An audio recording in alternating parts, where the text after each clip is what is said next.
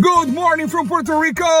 I am right now driving from Carolina to Arecibo. We're going to have an amazing meeting with an amazing nonprofit, and I know that all of you will like it. I'm going to talk about the rain. Today is raining in the island, and it's crazy. The traffic goes bananas, the traffic goes bumper to bumper. But that's not what I want to talk about. Raining is very important for the water supply in the island. Even if the island is in the ocean, still most of the water is coming from the rivers, so rain is extremely important for the island.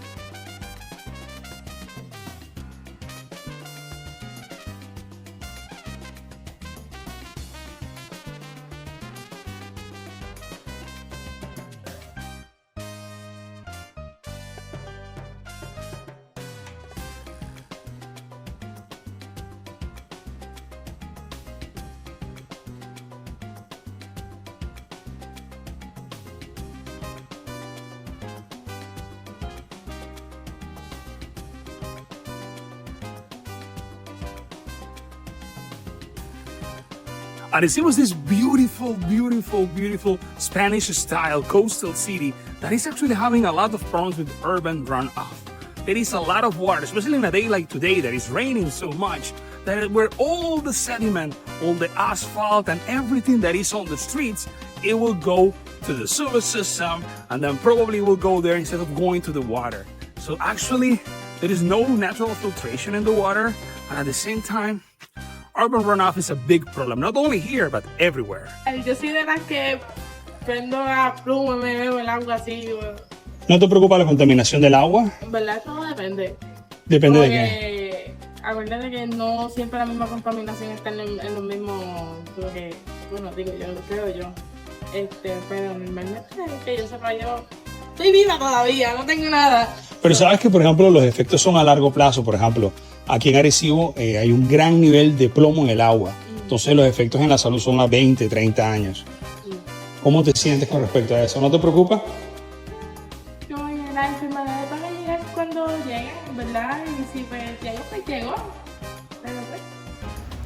And that's usually the problem with water.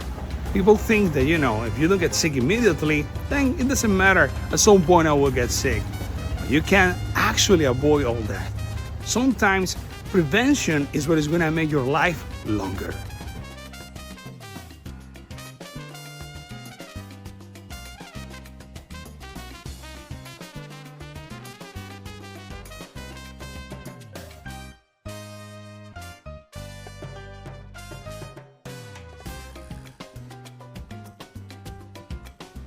As you can see, there is a lot of destruction that Maria left behind.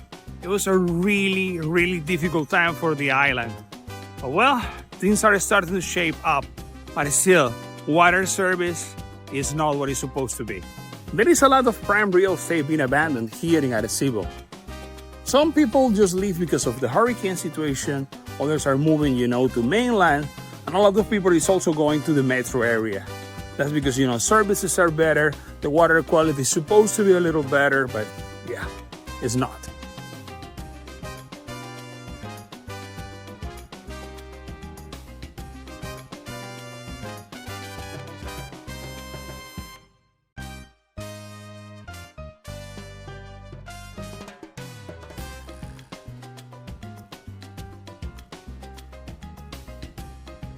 So right now I am here at the Arecibo Observatory. As you all know, it collapsed a couple of years ago. Sadly, I couldn't go inside. I need some special permit from the NSF. I tried to contact them. It didn't happen. Anyway, there is no much to see here. But the point is that, this island has so much to offer. So much. And we really need to put attention on how we're going to serve this island in the way that actually all the Puerto Ricans really deserve. In the way how all Americans deserve.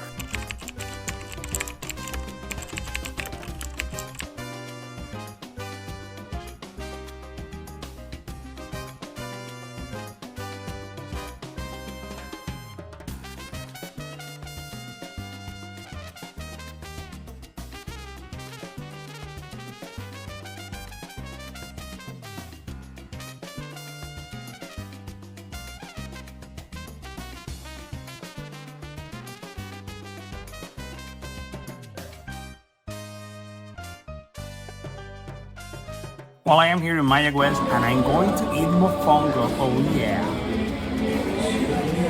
Mofongo. Delicious. Cuéntame, ¿cómo crees que es el agua, la calidad del agua aquí en Mayagüez? Regular, porque pues si te la tomas directamente del grifo sabe raro, no sabe agua. No sé, o sea, siento que el agua tiene un sabor a agua y esto sabe un poco raro. So this is something actually quite interesting. Water is supposed to be tasteless. So if you start to feel some taste in the water, it's because something is wrong with your water. So just buy a filter. ¿Sabes que uno de los sistemas de acueducto que están más viejo en la isla es el de acá, el de esta ciudad de Mayagüez, y por eso se siente el agua diferente, porque tiene muchos minerales, muchos sedimentos, hay plomo y otro tipo de contaminantes en el agua? No sabía. ¿Y utilizas filtro en tu casa para utilizar el agua normal? Hay uno sí, que pues, se conecta directamente a la llave y pues pasa por el filtro. ¿Y qué haces primero? ¿Filtras el agua y después la hierves o la hierves primero y después la filtras? Pues como está conectado, primero se filtra y después, generalmente no la hiervo, pero... Y esa es la manera correcta. Primero hay que filtrar el agua y después se hierve. Se hierve sobre todo para que mate cualquier tipo de bacteria o impureza. Bueno, cuéntame, ¿cómo crees que es la calidad del agua en Mayagüez? Honestamente, pienso que la calidad del agua en Mayagüez es bien mala. Por lo menos en mi experiencia, tengo la piel bien sensitiva y siempre me da como piquiña o ras. Y de por sí no sabe muy buena tampoco. Siempre necesitas filtro. Exacto. Solo dígame usted cómo es la calidad del agua aquí en Mayagüez. Solo dígame usted cómo usted siente, si cree que es buena o no, cómo toma el agua. Ajá. Para mí está bien. Está bien. Usted sabe que el agua acá tiene químicos que no son buenos para la salud y demás. Sí. ¿Y qué opina de eso? Estamos vivos. Estamos vivos. Es lo que se puede hacer, ¿no? Cuando uno era pequeño bebía de esas aguas. Pero antes estaban menos tratadas que como están ahora y menos contaminadas también. So that's a very typical misconception. People think that, okay, when I was young, I was drinking this water and everything was fine, but actually no. First of all, the levels of contamination has increased. The second thing is that, of course, the pipes are aging, so now it's even worse. And also, are you really healthy? That's the other thing. Pero igual como que uno no sabe muy bien qué tiene el agua. Me gustaría hacer un examen, pero no he podido. Estoy un tiempo de hacerlo. ¿Sabes que Mayagüez tiene niveles altos de plomo en el agua y al mismo tiempo también de cloro? Cloro de seguro sabía. Y de plomo pues también no sé muy bien. ¿Sabes que algunos de los efectos secundarios de estos contaminantes pasan en 50 años? Entonces cuando uno se enferma no sabe exactamente dónde viene y viene de 50 años de estar tomando ese tipo de agua. No la he bebido directo del... O sea que la filtras, tienes un filtro. No, porque ahora mismo tengo agua de galón. Agua de galón. O sea, tienes agua que tiene plásticos, microplásticos adentro. Probablemente. ¿Sabes que realmente es a veces, muchas veces mejor tomar agua simplemente de la pluma que de las botellas? Porque tienen microplásticos y son niveles altos de microplásticos.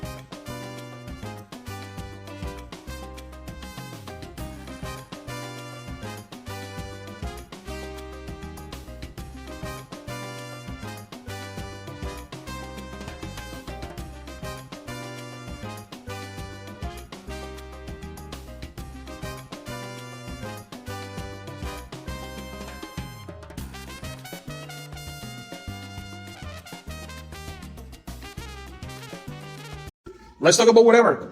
Okay. So how about we just give you a tour Awesome. of the place, and then that way, yeah. So this is obviously the main entrance. So we got this building about in July of 23, and had to do the complete renovation, which was completely abandoned. And so this space here, we just basically will use it for different workshops, different services, programs, whatever we needed. What kind of workshops are you actually giving here? And so, so let me take a step back. So one of the, actually let's do that because it's really echoey over here. One of the way we started the ministry or the organization was doing a needs evaluation in the community that we serve. And we had a group of volunteers, over 50 people that just went into the community, went door to door. We blessed the community with some bags of grocery. And basically said, hey, what do you say the needs are for your community? And from all of that data, we got the top 5. And number 1 was kids for the community. Specifically, the community we serve right now is called Ed Punto. And it's basically governmental, housing, that type of community. So number 1 was kids. Number 2 was products. We need food, we need hygiene products, stuff like that. Number 3 were workshops. They were asking for parenting workshops or job skills, job training, stuff like that. 4 and 5 were tied for elderly and for community cleanup. So with those top 5, Dream Center then began to establish and develop different programs to not necessarily meet those needs or create a solution, because we don't have the resources to completely present a solution, but to say, hey, 1, we hear you, 2, we're here and we're gonna stay, and 3, we want to at least be a part of the solution to those areas. And with that, we began to develop different programs. We have a Kids Jam program, which will be every first and third Saturday, where we're coming and bringing mentors into that community, hanging out with the kids, playing with the kids, but then also on the spiritual side of it, providing different Christian teachings and skills and biblical foundations for the children there, and of course the parents that want to participate in that. We also meet with the teens, and so we have a partnership with the Boys and Girls Club, which also has a location right in that community. And so we actually go into their facility every second Friday of the month, and we do basically a church service in there. But it's the same thing that we do with the kids, just more geared towards the teens. And so we have a great time with them as well too. When it comes to the food, we are now starting a food truck, and so basically we're getting food from the food bank of Puerto Rico, and we're taking food into the community. We find any opportunity that we can to just bring food in there. But a fun one that we do is our little hot dog cart. And so we actually go into the community, pop up a tent, and we grill hot dogs there, and we just give it away for free. We're doing like 120 hot dogs every other week. We're going in there. And it's not going to bring a solution. It's a hot dog. Many people will say, hot dog? I mean, come on, that sounds so unhealthy. But for many of these people, that's all they're eating. And that's the crazy part. And so we go there, but really we're just using that as an opportunity to connect with the community. We just love on the community and pray for them if they want it, if they allow us to. Yeah, we just hang out, hear their stories, be a part of their lives. Your shoulder to cry on. I mean, last week we were there and there was a mini hurricane that came in. The wind was so horrible. One of our canopies actually completely broke. We had to tear it down and throw it in the trash. That's how hard it was blowing the wind. But the people still came. We ran out of 120 hot dogs, even in that weather. But you know what that said was like, hey, these people really are here. And we don't say that to boast, but that's our heart. We want them to know that we're for this community and we're here to stay. And so we do other programs. So in terms of like your question, well, it's different workshops. So we don't have, again, we haven't used the building to that capacity yet, but the plan is we'll have different programs, different workshops, job training, ESL classes. Yeah, ESL classes. Programs and classes that will ultimately be a benefit to individual people. Nice. So this room here will play as another space, just as the first one, where we can use it for workshops, but it'll also be a dining hall. And so in the other space, we're building the kitchen. And so every Thursday, we go into the community and we do our street ministry / elderly ministry. And half of our group actually goes and feeds the homeless, ladies that are dealing with prostitution. I mean, everything you can talk about when talking about street ministry, we're out there feeding them. We're at about 100 to 200 plates every week that we're taking out there into the community. And the other half of our team actually goes and does home deliveries to elderly. So right now we're at 11 elderly, and most of these have disabilities of some sort that they can't take care of themselves. Many of them don't have family that are coming to their home, and so it's not much, but once a week our team goes and spends 15 minutes with them, because they have multiple homes that they're going to, and they just hang out with them. And it's always a joy for both, for the elderly that are receiving, and then our team that's going to just hang out with them and hear their stories and Sing with them. And, sometimes, you hear some stories, you're like, oh wow, okay, well, God bless you, see you later. But it's just a lot of fun. And so outside, second to that is we'll be using our kitchen. We're having a commercial kitchen. We're now, in addition to us going out, we'll invite the community in to have a free meal here at Dream Center. And so this would be a dining hall as well too. So it's nice because you're actually having not just one thing that you want to help. You're actually trying to help as much as possible to build trust in the community, and at the same time to bring progress in the community. Yes. You're gonna feed them, sure. And at the same time you're gonna make them, learn new things, because you want them to actually be able to go on and find better jobs, or to find a job, because sometimes they are not even skilled just because they never had the chance to actually study something. So actually you're using this space as a way to bring them integral, a real change. So that's very powerful. Our first year here on the island was really intentional on just building relationships. we needed to get the community to trust us. We were the newcomers, and so we're coming into your place. And so it was really allowing them to get familiar with us and us get familiar with them in the way that things are done here on the island.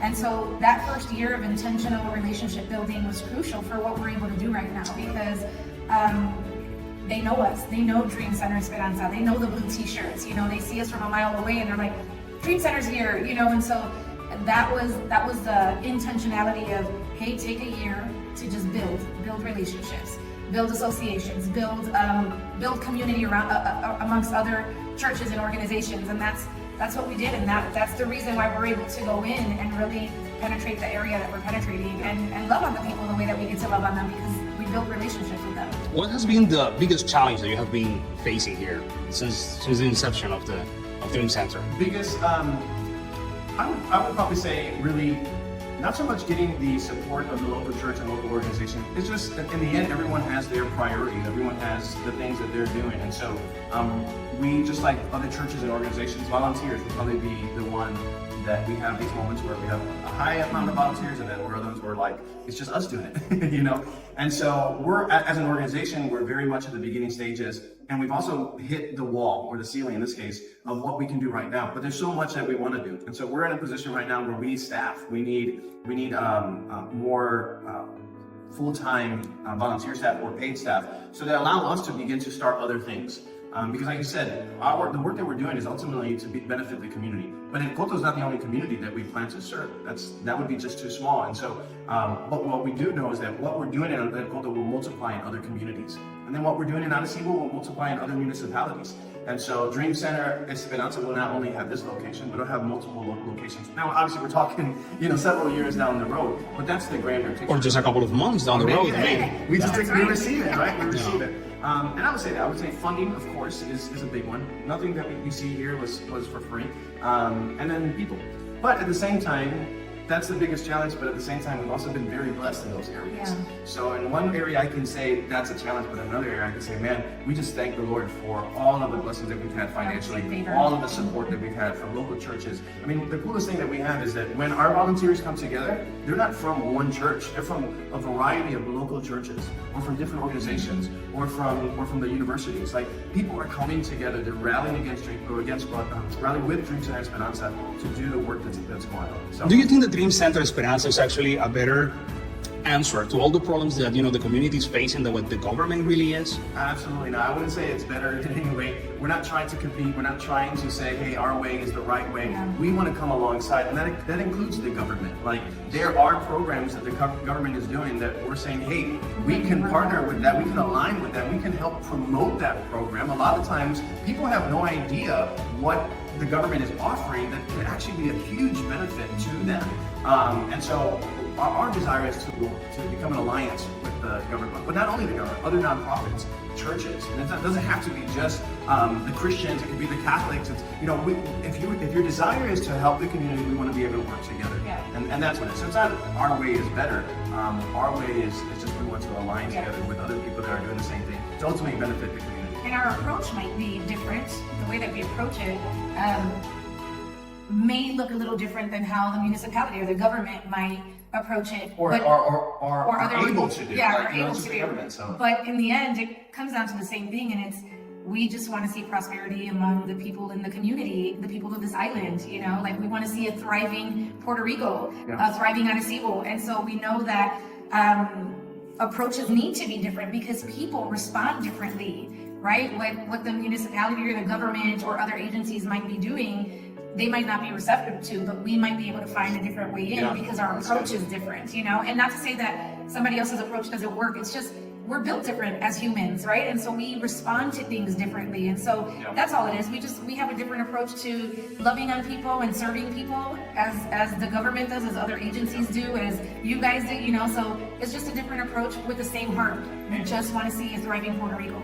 And to add to that, answer to that question is also, you have to understand our why behind what we're doing. And we both experienced sexual abuse. Our testimony is at a young age experienced sexual abuse, me from the hand of an older man, my wife from the hand of, unfortunately, multiple men in her own family.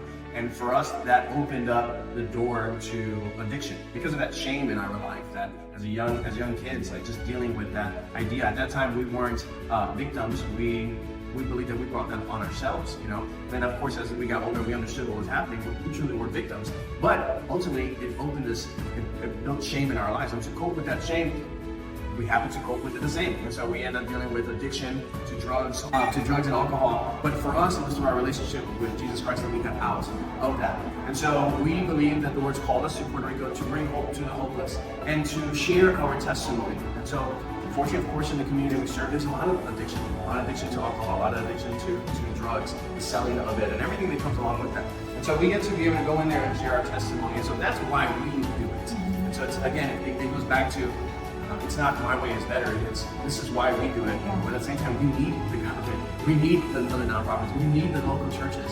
So we really just create a platform where people can say, hey, we want to come serve with you. At the same time, we can say the same with them as well. So something that I keep insisting every time I go to the Congress and I talk with the congressman, or when I go to the communities in Florida, is that there's not just one way to do it, there is multiple ways to do it, but the goal should be always the same. So if we are able to get the government, the private sector, and the nonprofits to work together and do what each of us can do better, and we're going to be able to actually benefit the community. So it's not like one is the enemy of the other, or we're in a competition, as you said. So that's actually something very, very powerful. It's about actually combining efforts for real good, because sometimes, you know, when people get so stubborn about it should be my way, at that moment, everything goes.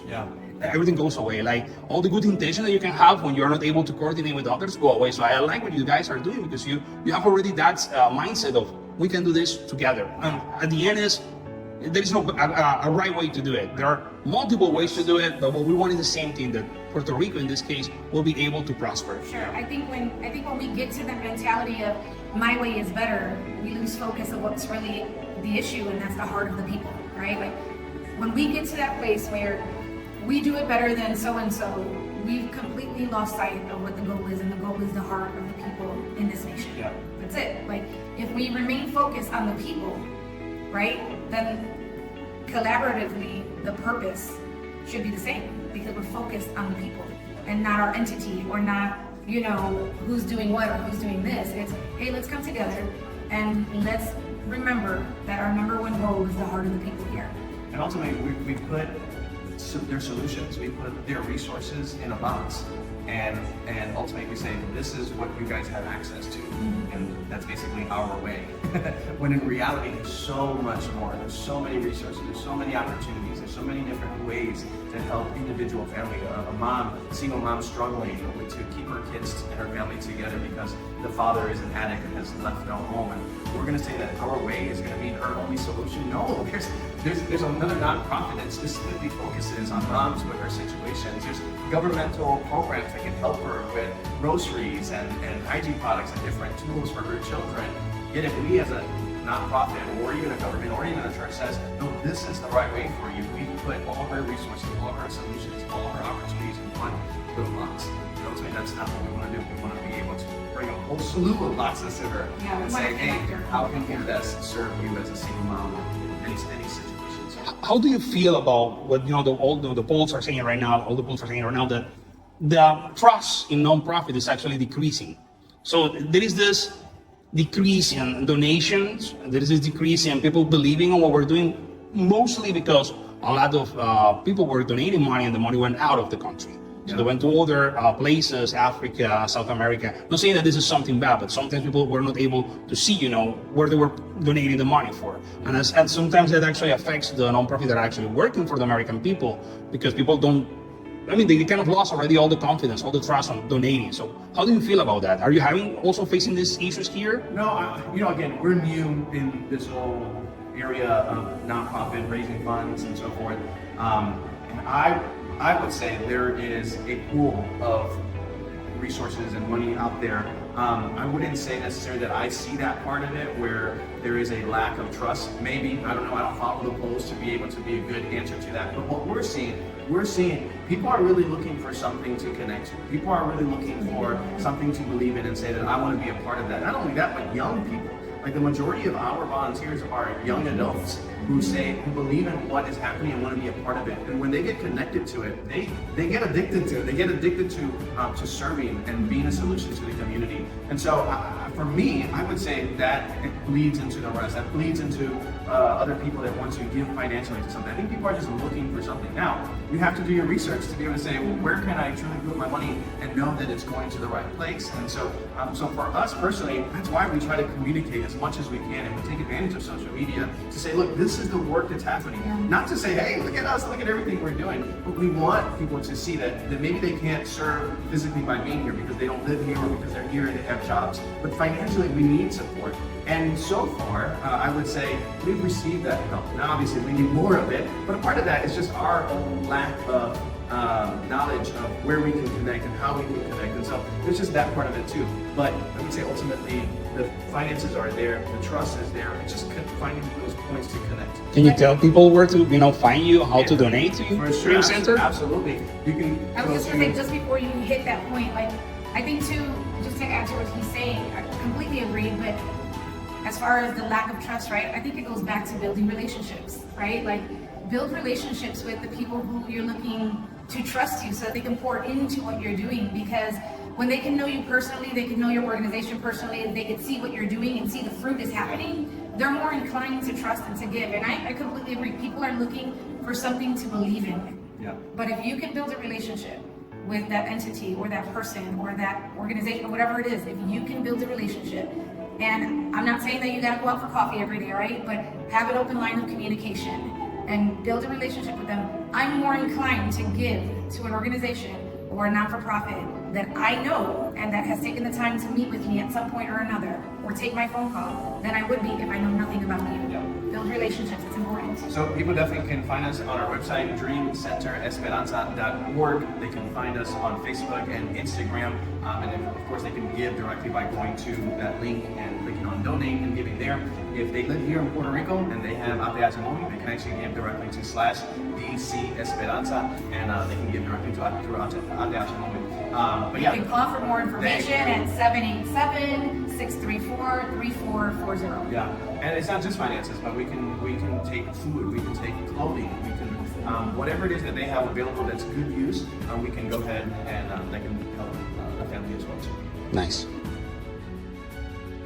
So this space here is going to be our commercial kitchen. We'll have a fridge, sink, stove, and we'll have this steam table here, and then just a serving table here. So people will be able to come in and get the meal from this area. So right now we've actually raised the funds for this, and so in the next couple of weeks we're going to start purchasing all the equipment. So it'll be all brand new equipment. We have bathrooms there with showers, so through our ministry, if anybody needs to shower, we have that space over here. This space is, we use it for our warehouse space. Wow, it's big. Yeah, warehouse space, we have the second level, and then this back half is for any non-perishable foods that we get. So we get grocery bags and we take these all out to the community, to families in need. And so we'll be dropping those off. This side is for all of our equipment. So we do a lot of street community programs. And so all of our equipment that we actually pack up, load up on our truck and take it outside to do the different programs. Clothing for those on the streets or elderly, anyone that needs it, we sort it out on different sizes, and so people just basically say, hey, I'm a medium, and so we can just grab a medium shirt, medium pants, and give stuff out. So basically what we use for this area here. Pretty amazing, actually. Yeah. I had no idea it was so big. We actually have the building next door as well too. That one's under construction. We're just light construction, we're painting it, but that one's going to be more for our offices. And then this space is, as the watch your step again. So yeah, so hopefully in the next week or so, or not week, but the next month, we'll have the kitchen up and running, and so that turns that side more into the dining hall again. And so now people not only will we be able to cook here to take out, but we'll actually be able to cook here so people can come in and eat as well. How do you feel about how's the water here? Yeah, I mean, at home I'll turn on the faucet sometimes, and it doesn't happen every day, but I turn it on sometimes, and I can see that the water almost looks like it's coming out with salt in it. Like it's murky, and so I know, okay, this is not the day that I want to use the tap water. I mean, we keep bottled water at home, but there's a clear difference in our water, and it fluctuates. Sometimes it's murky, sometimes it isn't. I know we have hard water. I know sometimes our water levels are really low. Sometimes it's a trickle, and so it is frustrating when you go to turn on your faucet and you see this water that is not clear, and it's like, okay, well, I can't cook with that, or I can't, we can't bathe with that, or we can't wash our hands with that because it's not good. It's not good water. So that's true. Something that really calls my attention is that people say, okay, I drink tap water and I'm fine, I'm dying. Yeah, one thing is that there is no bacteria because they use a lot of chlorine in the water. The other thing is that chlorine is also not good for your health. Right. And then what you do with the chlorine is that you actually boil it. So you're boiling chlorine, that's not good as well. So there is a lot of things. And bottled water, if it's plastic, that's not the solution. Actually, something really funny that was happening with me, since I'm a doctor, I started to get sick. And I started to go like fat, till I got to the point of morbid. And I started to be concerned, why? I mean, I go to the gym, I eat healthy, what's going on? So I started to understand that a lot of what's going on with me is because I was drinking everything from plastic. And then even in a blood sample that I took, I found out that I have microplastics in my bloodstream. So I was like, okay, this is really bad. So that's actually how I got started with the whole thing. Okay, I want to support a nonprofit that is doing something about water. So I connected with Earth Water. I became a volunteer, then I became a staff in Earth Water. It just was in that way. So actually, water is so important because we use it for our own hydration, and sometimes we needed just to take a shower, and actually here the water is just extremely hard. Yeah. I was very surprised because I took a shower this morning. I was like, Yeah, you can feel the residue on your skin. My skin got felt. So, well, going back to Dream Center, because that's the whole idea here of the interview, I want to know a little bit more about, tell me a story that you feel that, because sometimes, us in the nonprofit world, we get tired, especially when we don't have enough support, there is not enough funds. Yeah. Like, we have those days that are really kind of like gloomy and we feel like tired. But then there are these stories that you say like, yes, everything that I'm doing, this is the reason. This is the reason why. Totally worth it, all the efforts and all the hardships. So tell me just one of those stories. No. One that comes right off of the top of my mind is a story about someone named Chino. And so every Thursday, as I mentioned, we do our street ministry. Part of our team serves those living on the street, and then the other team serves our elderly. And one day we got a call from this younger lady that name's Lacey, and she wanted to serve with Dream Center because specifically with the homeless ministry. Specifically because her brother was living on the streets, he was dealing with addiction, and she wanted to serve her brother, but she also wanted to love what we were doing because of that. And so she began serving with us. The first day that she serves, the first person that we encounter is her brother, Chino. And there's an area in the community where many of them hang out, and he happened to come out of that area. When he saw us, it was just no hope, full of shame. Started to cry, and we seen his sister there along with our team.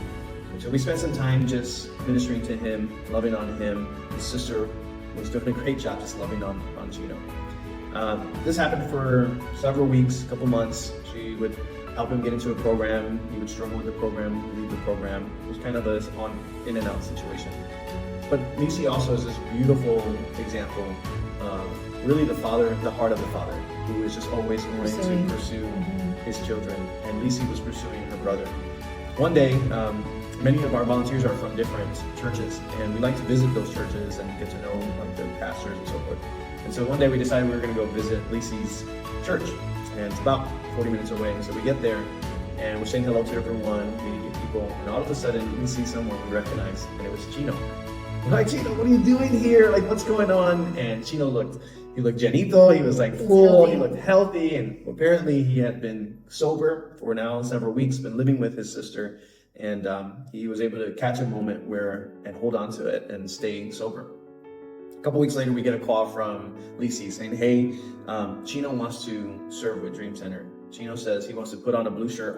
We always wear a blue shirt, helps us identify ourselves in the community that we serve. He says Chino wants to put on a blue shirt because he says he wants to love his friends on the street the way Dream Center loved him when he was on the street. Every week now, Chino serves with us with his blue shirt.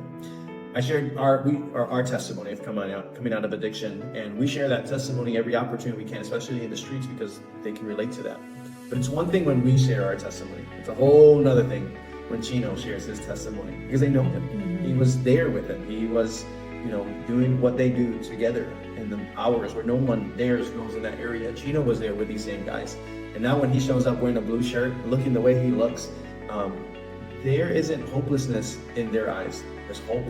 They see Chino and they say, if it can happen to him, it can happen to me. Now, it definitely helps that Chino is awesome, man. He's screaming from the rooftops like, there's hope, Jesus loves you. And he's ready for everyone to be set free. And so to this day, Chino serves with us. And really our belief is that community will change with testimonies of Chinos.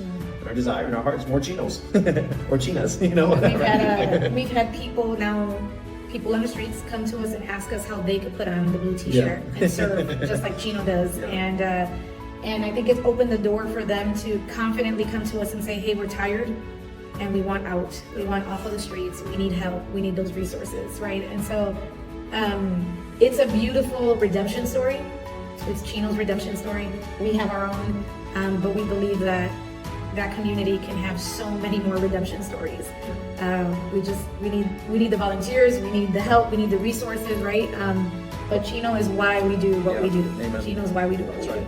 And at the same time too, people may ask, like, okay, well, what are you guys doing to help people come off the streets? Well, again, because we're new, right now, our approach is really just building relationships, even with those that are living on the streets. Like, hey, we want them to know that we're here, we love you, we're here for you, but we don't have all the resources for them to get off. And so, but at the same time, in the future, the long-term goal is to have a residential program for people that are wanting to come out of addiction, and specifically for women, because in Puerto Rico, there are very few programs for women. There's a lot more for men, but there are few for women, especially on this side of the island. The ones that are available and that are good are more on the metro side of San Juan and that side.